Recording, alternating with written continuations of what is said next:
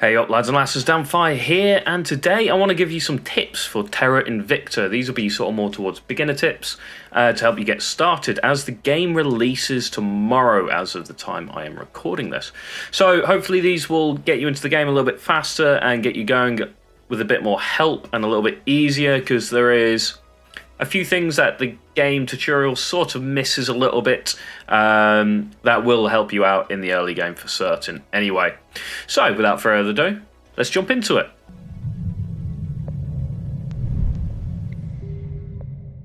So tip number one is going to be to do with your councillors. There's going to be a couple of the councillor tip ones here, but they are very important because it's basically how you play the game at the start anyway.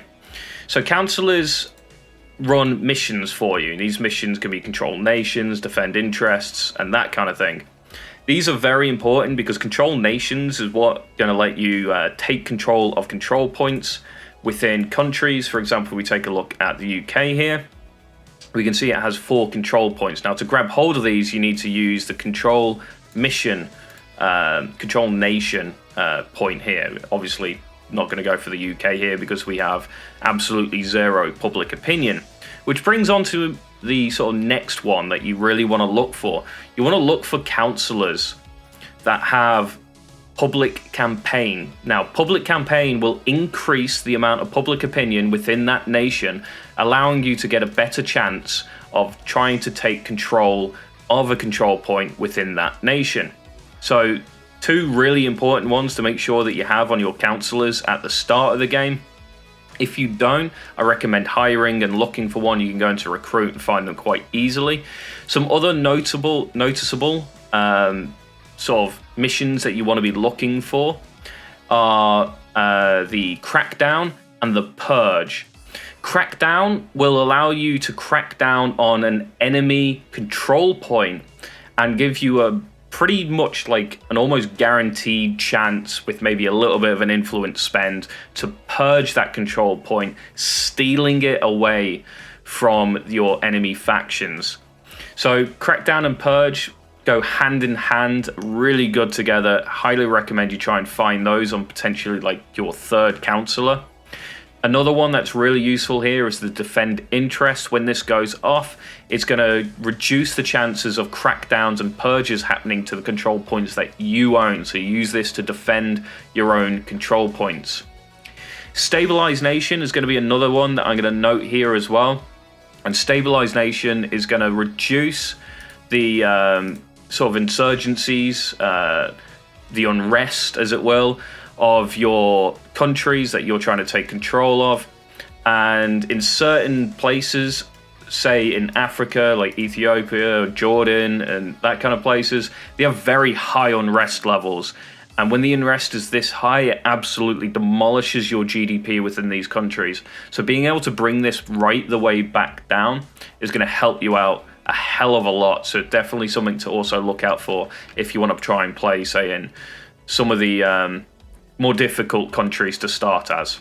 Now, for tip number 2, we are sticking with the councillors a little bit longer, and it's going to be with the organisations. Now, organisations and the administration attribute. Administration is going to allow you to pick up organisations. It's also going to boost the amount of control points you can capture. There are values to control points. If you actually go over to the nations and hover over the control points, we can see that the cost against cap is 14.49 for this number 1 control point within the United Kingdom.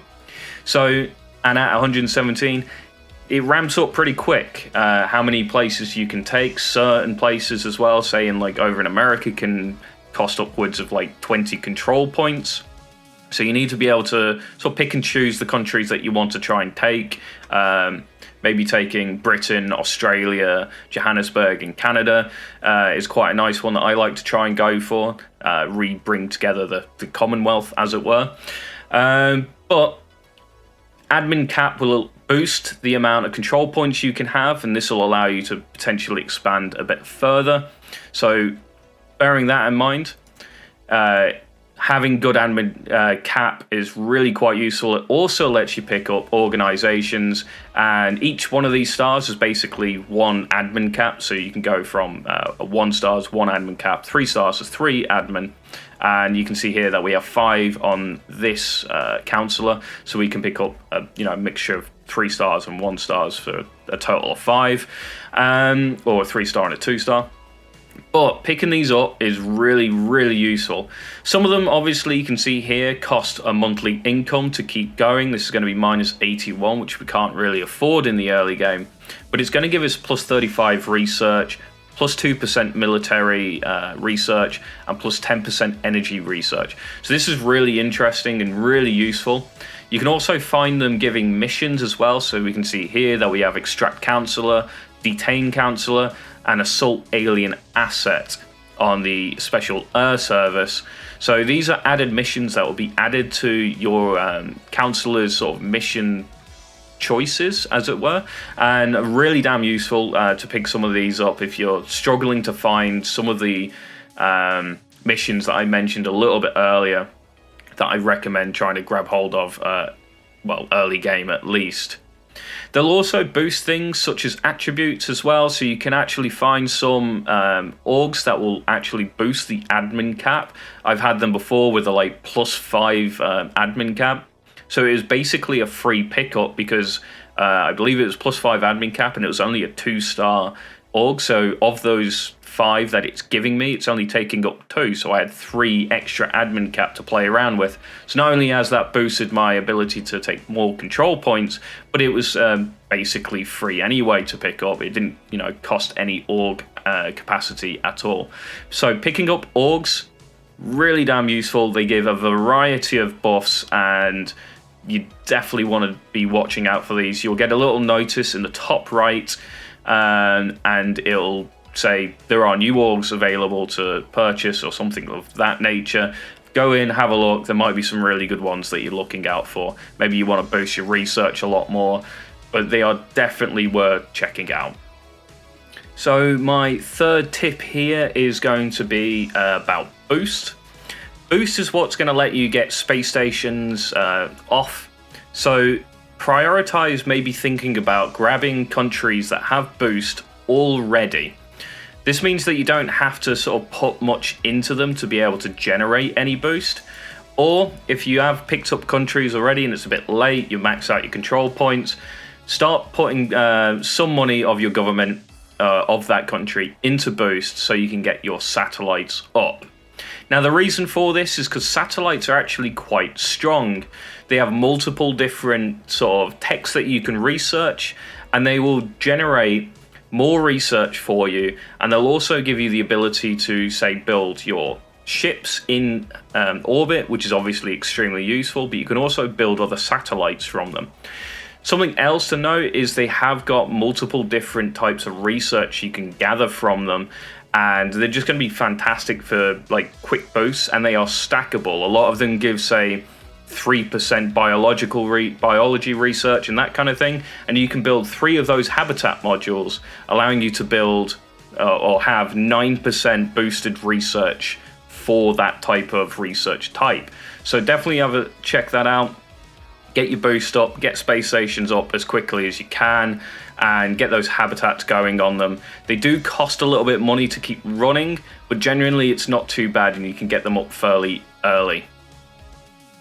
So, last but not least, tip number 4. If you're struggling to work out which places you want to sort of take over and take control of, my recommendation here is quite simply to go into the research and development tree, go into the tech tree, view all tree, and then if you scroll down towards the bottom, we can see here, we can do some fun things, such as break up Indonesia, or some of the other ones are Slavic Commonwealth, where Poland gains the claim on the following regions: Prague, Zagreb, Belgrade, Sofia, and Bratislava.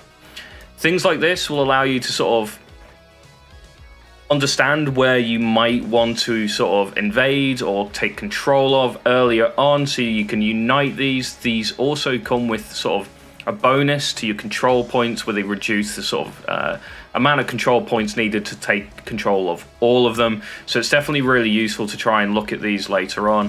One that I like trying to go for is the United Commonwealth one,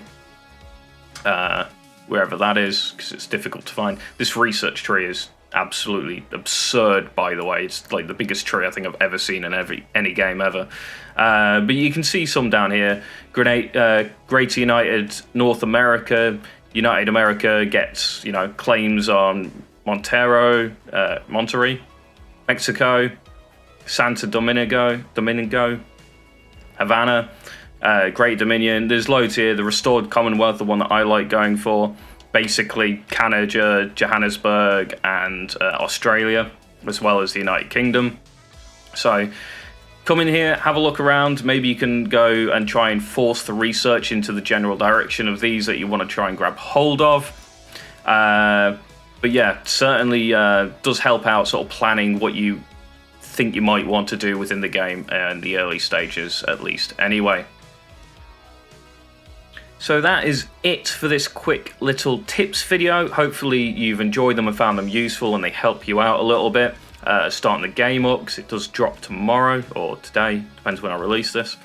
Other than that, have a good one, guys. I will be trying to get some more tips out as I can, as I learn some more about the game. There's a lot of sort of hidden mechanics going on here. Again, it's a grand strategy style game, so to be expected. But yeah, don't forget to like, comment, and subscribe, and I'll catch you next time.